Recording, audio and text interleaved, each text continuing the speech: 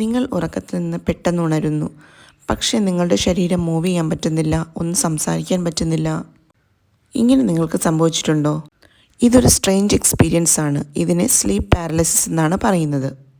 ഈ കണ്ടീഷൻ സംഭവിക്കുമ്പോൾ നിങ്ങളുടെ തലച്ചോറ് ഉണർന്നിരിക്കുകയും നിങ്ങളുടെ ശരീരം സ്ലീപ്പ് മോഡിലായിരിക്കുകയും ചെയ്യും. ഈ സമയത്ത് പലർക്കും റൂമിൽ ആരോ ഉണ്ട് എന്ന് ഫീൽ ചെയ്യുകയും ചെവിയിൽ പലതര ശബ്ദങ്ങൾ കേൾക്കുകയും നെഞ്ചിൻ്റെ പുറത്ത് ആരോ കയറിയിരിക്കുന്നത് പോലുള്ള ഭാരം ഫീൽ ചെയ്യുകയും ഭയങ്കരമായ ആങ്സൈറ്റിയും വരാൻ സാധ്യതയുണ്ട്. ഇതൊരു ഡേഞ്ചറസ് കണ്ടീഷനല്ല. സ്ലീപ്പ് പാരലിസിസിൻ്റെ പ്രധാന കാരണം ഉറക്കക്കുറവ്, സ്ട്രെസ്സ്, ഇറഗുലർ സ്ലീപ്പ് ടൈമിംഗ് ഇവയൊക്കെയാണ്.